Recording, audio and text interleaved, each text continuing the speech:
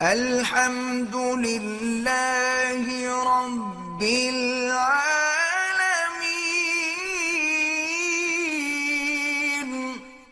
حضور نے فرمایا یہ 7 گناہ جو آدمی کو برباد کر دینے والے ہیں ان سے بچا کرو۔ قیل یا رسول اللہ وما ہن، حضور کی خدمت میں عرض کیا گیا کہ یا رسول اللہ وہ 7 بڑے گناہ جو ہیں وہ کیا ہیں؟ قال الشرک باللہ، سب سے پہلے اللہ کے ساتھ شریک کرنا، والسحر، جادو کرنا یا کرانا، وقتل النفس التي حرم اللہ الا بالحق، کسی انسان کو ناحق قتل کرنا، واکل الربا، سود کھانا، واکل مال الیتیم، یتیموں کا مال کھانا، والتولی یوم الزحف، اور قتال والے دن پشت دکھا کے بھاگنا، وقذف المحصنات الغافلات المؤمنات، پاک بیویوں پہ نعوذ باللہ زنا کی تہمت لگانا۔ یہ 7 ایسے گناہ ہیں، یہ بڑے گناہ ہیں کہ ان سے آدمی کی یعنی برباد ہو جاتا ہے دنیا میں بھی اور آخرت میں بھی۔ تو ان 7 کبائر سے ہر لحاظ سے بچا کریں۔ اس لیے قرآن نے والذین اجتنبوا الکبائر والفواحش الا اللمم، جو آدمی کبائر سے بچ جائے، فواحش سے بچ جائے، چھوٹے گناہ ہو جائیں تو اللہ معاف فرما دیتے ہیں۔ اس لیے بعض علماء فرماتے ہیں کہ اگر وہ کبائر سے نہیں بچتا ہے تو پھر اس کے چھوٹے گناہوں کی معافی بھی نہیں ہوگی۔ اور ایک مسئلہ یہ بھی یاد رکھیں کہ چھوٹا گناہ، کوئی گناہ چھوٹا نہیں ہوتا، گناہ گناہ ہوتا ہے، آگ آگ ہوتی ہے۔ اسی لیے حضور صلی اللہ علیہ وسلم نے فرمایا تھا کہ یا عائشہ ایاکی ومحقرات الذنوب، خبردار گناہوں کو چھوٹا نہ سمجھنا، ہمیشہ آگ چھوٹی لکڑیوں سے جلائی جاتی ہے، یہی چھوٹے چھوٹے جو ہے یہی تو بڑے بن جاتے ہیں۔ اس لیے محاورات عرب کے اندر علماء کہتے ہیں کہ لا صغیرۃ مع الاصرار ولا کبیرۃ مع الاستغفار، کہ اگر آدمی نے صغیرہ گناہ کیا لیکن پھر کیا وہی کبیرہ بن جاتا ہے۔ مثلا پہلی دفعہ داڑھی منڈائی ہے تو صغیرہ ہے، لیکن دوبارہ سے بارہ پھر وہی کبیرہ ہو جائے گا۔ اور کبیرہ گناہ جو ہے وہ معاف نہیں ہوتا ماں سوا توبہ سے۔ اور توبہ کا معنی بھی یہ نہیں ہے کہ بس کہہ دیں یا اللہ میری توبہ، یا اللہ یہ توبہ نہیں ہوتی۔ توبہ کے شرائط ہیں، جیسے کہ نماز کے لیے وضو کی شرط ہے، وضو کے فرائض ہیں، شرائط ہیں، یہ نہیں کہ جیسے مرضی ہے منہ پہ چھٹے مار دو نماز شروع کر دو۔ اسی طرح توبہ کے بھی شرائط ہیں۔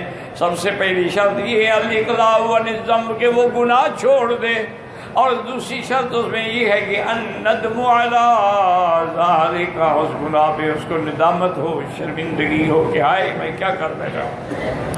اور تیسری شرط اس کی یہ ہے کہ العزم علی اللہ یعود، پکا ارادہ یا اللہ میں پھر یہ گناہ نہیں کروں گا۔ یہ ہے توبہ۔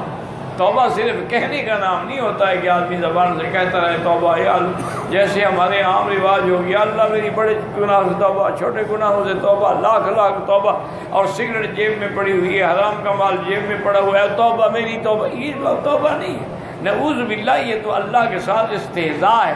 یہ ڈر ہے کہ اسی کی بنا پہ اللہ ہمیں نہ پکڑ لے کہ توبہ سے بھی مذاق بنا رہے۔ تو لہٰذا یہ 7 گناہ جو ہیں ان سے ہر حال میں بچنے کی کوشش کریں۔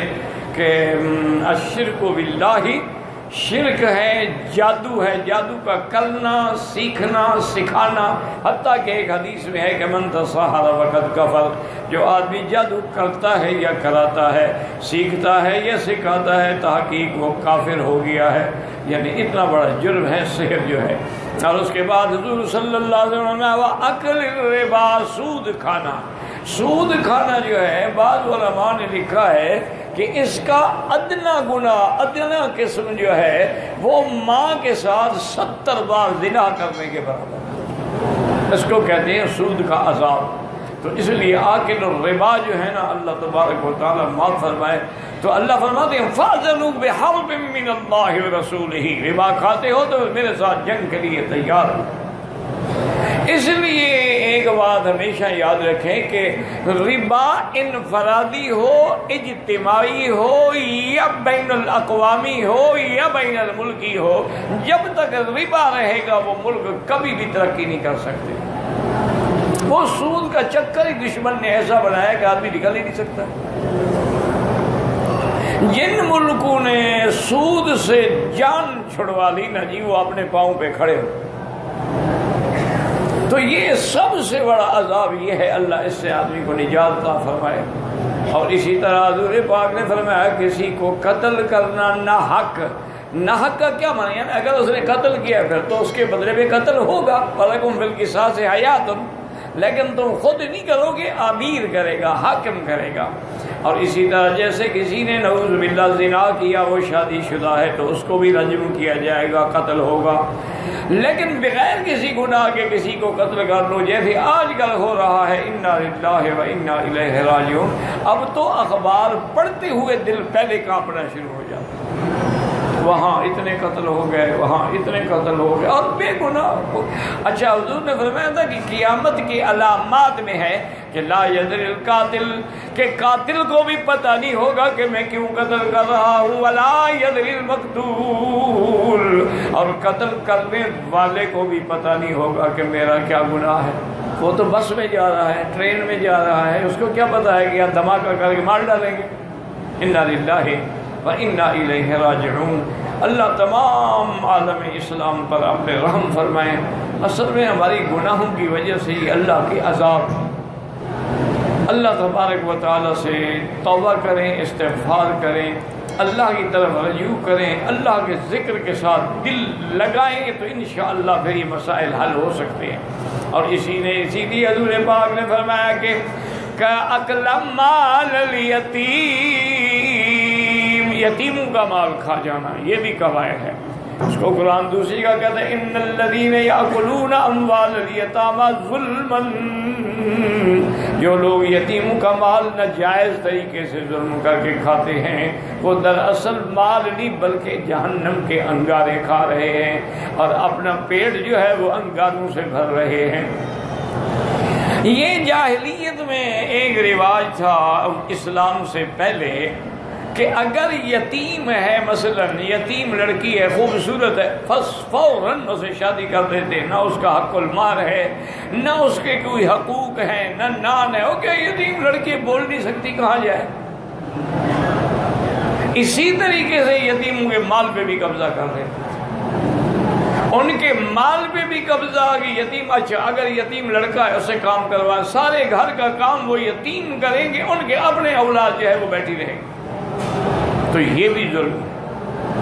تو اس لیے حضور پاک صلی اللہ علیہ وسلم فرماتے ہیں کہ ایک حدیث میں ہے کہ سب سے بہتر گھر وہ ہے جس میں یتیم ہو اور اس کے ساتھ اچھا سلوک کیا جاتا ہو، اپنے بچوں کی طرح رکھے، اسی طرح کپڑے، اسی طرح لباس، اسی طرح کھانا پینا، وہ سب سے اچھا گھر ہے۔ اور فرمایا سب سے برا گھر یہ ہے کہ جس کے گھر میں یتیم ہو اور اس سے برا سلوک کرے۔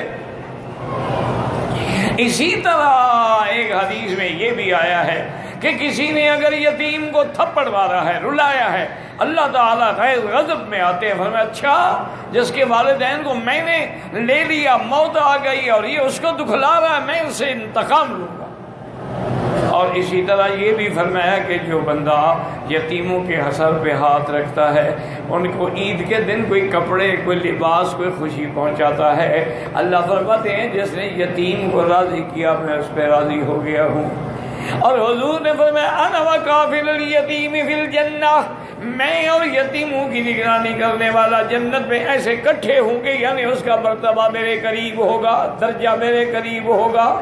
وجہ کیا ہے کہ میرا مدنی بھی تو یتیم ہے۔